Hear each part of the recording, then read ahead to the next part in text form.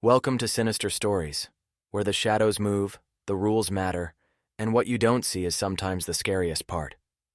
If you love a good scare, stick around, because once you hear these stories, you'll never sleep the same way again.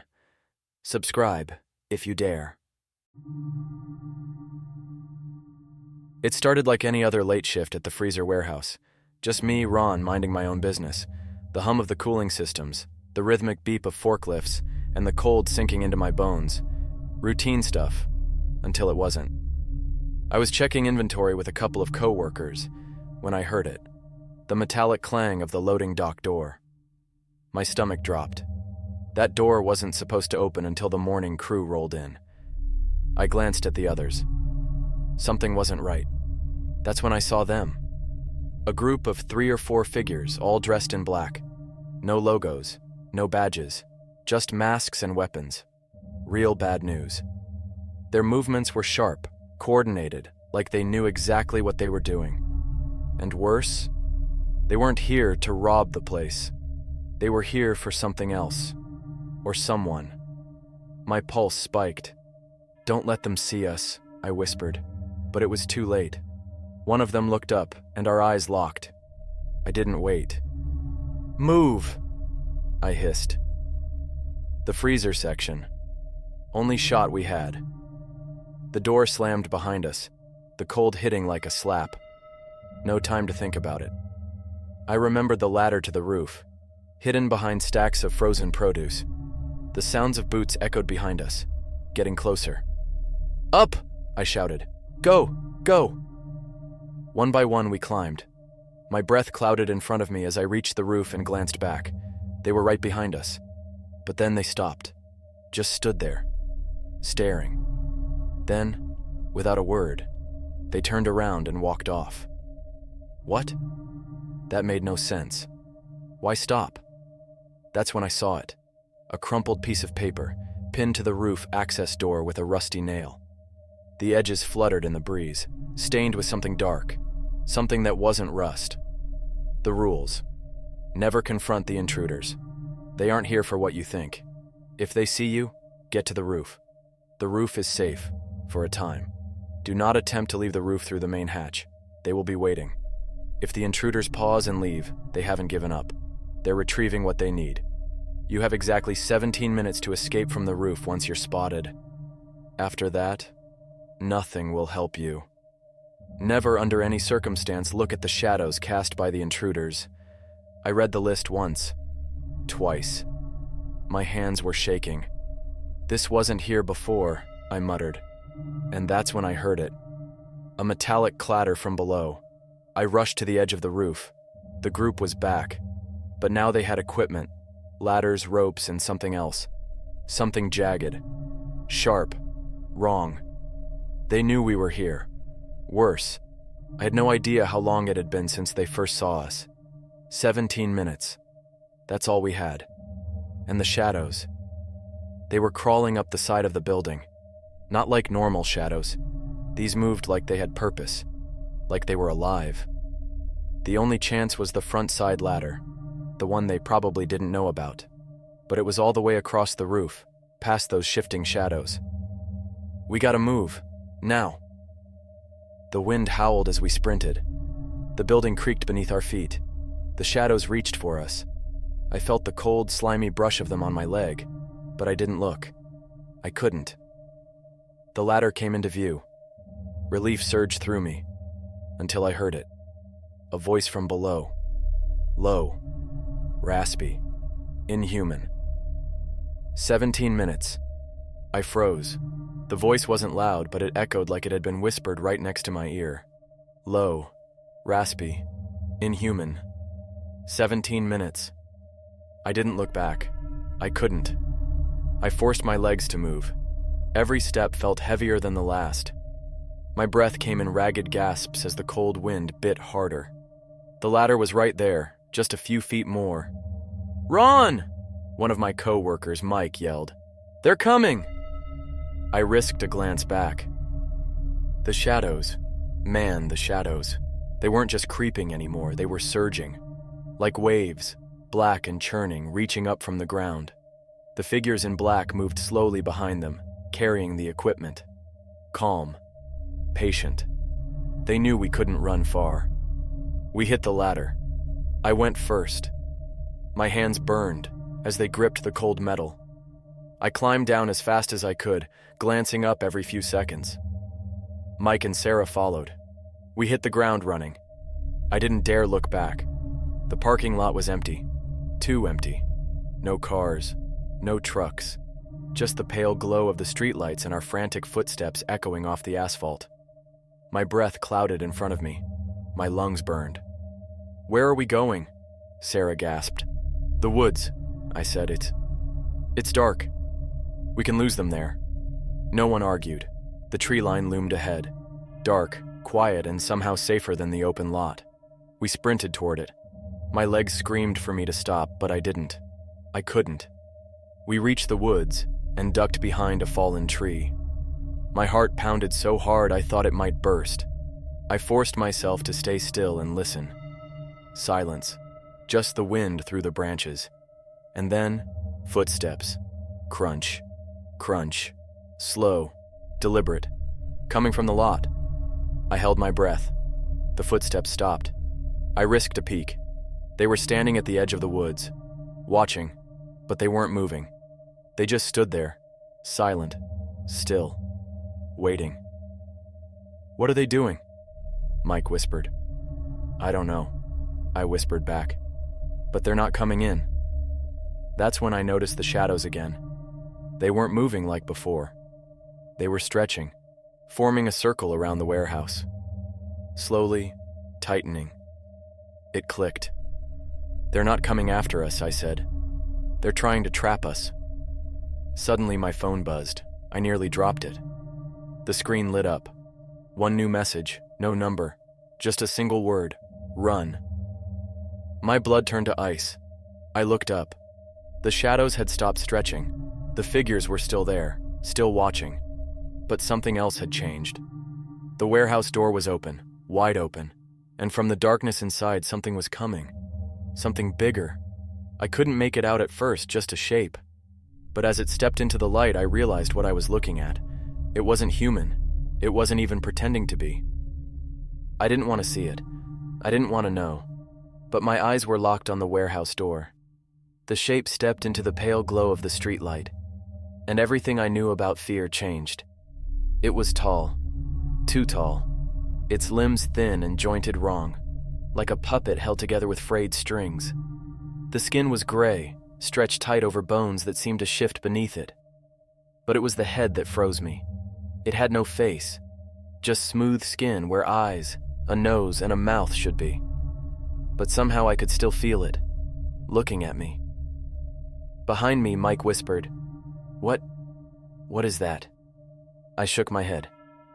"I don't know. But we're not sticking around to find out." The thing took a step forward.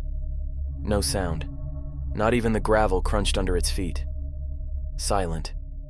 The figures in black turned in unison and walked back into the warehouse, leaving the thing alone in the lot. Like they delivered a package. Like their job was done. "We have to move," I whispered. "Now!" We bolted deeper into the woods. The trees swallowed us, and for a moment, I dared to hope. Maybe we could outrun it. Then I heard it. A voice. Low, raspy, the same one from before. 16 minutes. No footsteps. No sounds of pursuit. Just that voice. Counting down. We ran until our legs gave out, collapsing beside a shallow creek. My heart pounded so hard I thought it would break my ribs. "Did it follow us?" Sarah gasped. I didn't answer. I didn't know. But the woods were silent again. No wind, no animals. Just the trickle of the creek. Then my phone buzzed. Again. Another message. No number. Just 2 words this time. "Don't look." I stared at the screen. "Don't look at what?" Mike grabbed my arm. "Ron, don't turn around." My blood froze. I hadn't heard anything. No footsteps, no sound. But I felt it. Something was standing behind me. I squeezed my eyes shut. My whole body trembled. I remembered the rules from the roof. Never look at the shadows. Don't move, I whispered. Don't look. The air grew colder. I heard breathing, not human, deep, rattling, like air passing through a hollow shell.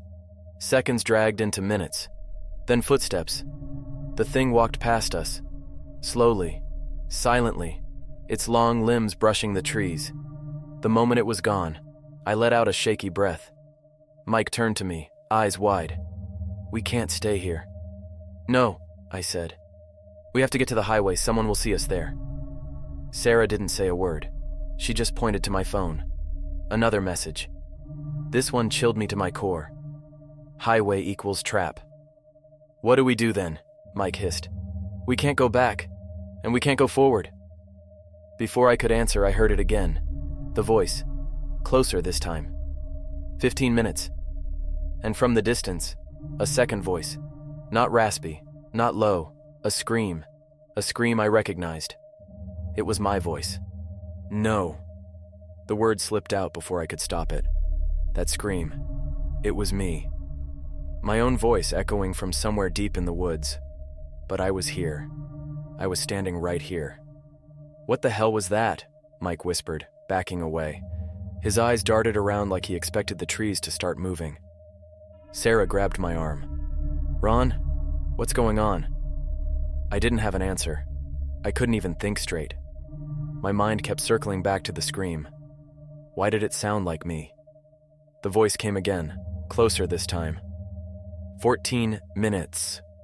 Low, raspy, inhuman. I glanced at my phone. No new messages. The screen flickered, glitched. For a split second, I saw something on the lock screen. A blurry photo. 3 figures in black. And behind them? Me? Except my face. My face was missing. Gone. Smoothed over, like the thing from the warehouse. I locked the phone and shoved it into my pocket. No time to think about that now. We keep moving, I said, forcing my voice to stay calm. No highways. No turning back. There's a maintenance road somewhere ahead. We find it. We get out. Mike nodded. Sarah didn't look convinced, but she followed. The forest grew thicker as we pressed on. The air felt wrong, heavy, like we were walking through water. Then we found it. A clearing, and in the center of that clearing, the warehouse. My legs locked. No, this can't be right. Mike stared, shaking his head. How do we come back here? We didn't turn around. I don't know. But I did know. Deep down, I understood. We were trapped. The warehouse door stood open. Inside, it was pitch black. No sign of the figures. No sign of the thing. But the shadows were there. Moving. Waiting. My phone buzzed. One new message. The loop has started. What loop? Sarah asked, reading over my shoulder. Before I could answer, the voice came again. Closer. Right at the edge of the clearing. 13 minutes. The trees behind us shifted. Something moved between them. We have to go inside, I said. The words tasted like ash in my mouth. I didn't want to say them. I didn't want to believe them. But there was nowhere else to go. Mike hesitated. You want to go back in there? Are you crazy? Do you see another option? He didn't argue.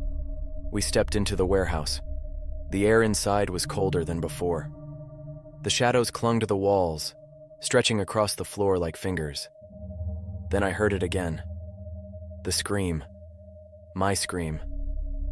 This time it was clearer, closer, coming from the freezer section. I didn't want to move, but my feet did anyway. They carried me forward, toward the freezer, toward the sound. The door to the freezer was ajar. Light flickered inside. I pushed it open, and I saw myself. I was standing there.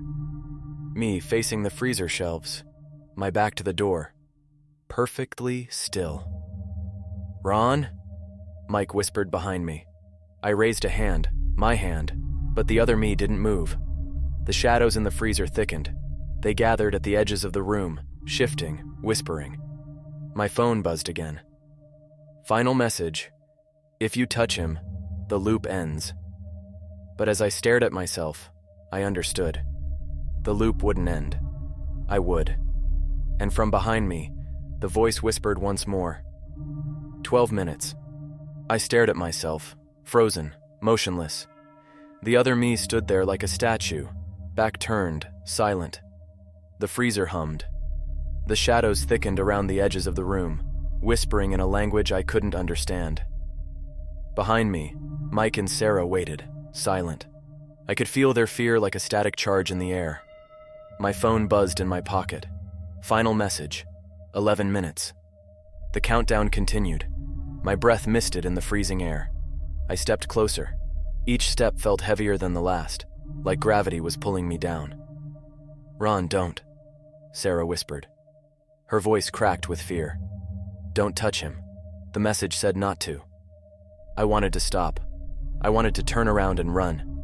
But something deeper inside me, something cold and certain, knew I had to finish this. The rules flashed through my mind. If you touch him, the loop ends. But what if ending the loop meant ending me? I reached out. My hand trembled, inches from the shoulder of my other self. And then, he moved. Slowly, the other me turned around.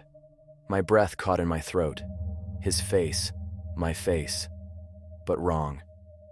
The skin was stretched tight and featureless, smooth where eyes and a mouth should be. A blank canvas. Yet I could feel it watching me, studying me. Then it spoke, in my voice. 10 minutes. The lights in the freezer flickered wildly.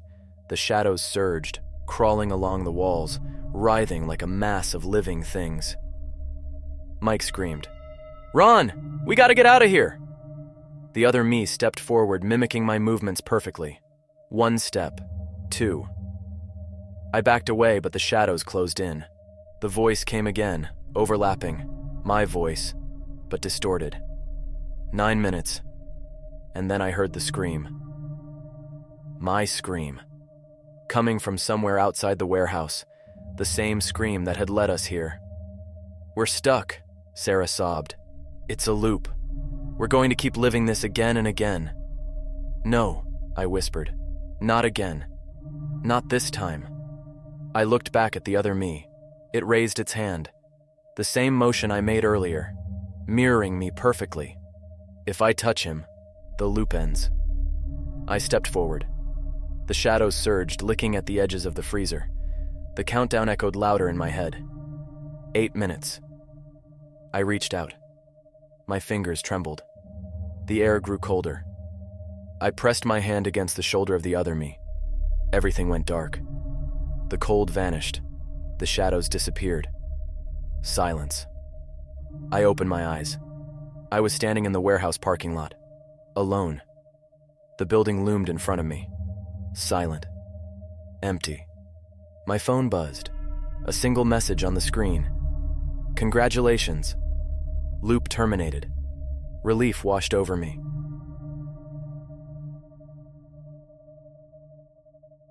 Welcome to the Sinister Stories membership program. Love horror? Got a creepy story idea? Here's why becoming a Sinister Stories member is a must. Anyone can drop story ideas, but only members get exclusive access to a new members-only story every Saturday morning, picked from the twisted suggestions submitted by members themselves. Every single Saturday, a chilling tale chosen from a member's idea, crafted and shared only for members to enjoy. But don't worry, I'll still randomly pick some story ideas from regular subscribers for everyone. However, if you want guaranteed weekly horror drops straight from the community, membership is your key to unlock the darkness. The Sinister Elite Badge Program. Welcome to the Sinister Elite, where your dedication to horror earns you prestige. As a member, you'll unlock exclusive badges that show off your loyalty and time spent in the darkest crew on YouTube. Here's how you climb the ranks. New member. Instantly get the member badge. Welcome to the crew. 6 months. Level up to Dark Drifter. You've started walking the shadowed path. 1 year. Earn the Night Dweller badge. You're no stranger to the darkness. 2 years. Become a shadow watcher, watching what lurks beyond. 3 years. Unlock Fear Forger, shaping nightmares like a master. 4 years. Rise to Warden of Whispers. You hear what others fear. 5 years. Achieve the ultimate honor, the Sinister Legend Badge, proving you're the darkest and most dedicated of the Sinister Elite. Hit that join button now and start earning your legacy in the shadows. Custom emojis, exclusive and epic. Custom emojis make your reactions stand out and add serious personality to the chat. As a member, you get exclusive access to awesome emojis. Like, show love with style. Fire, when it's too hot to handle. Scary, for the spine-chilling moments. Cool, because you know what's up. Join now and level up your comments with these exclusive must-have emojis. A final word to the Sinister Stories community.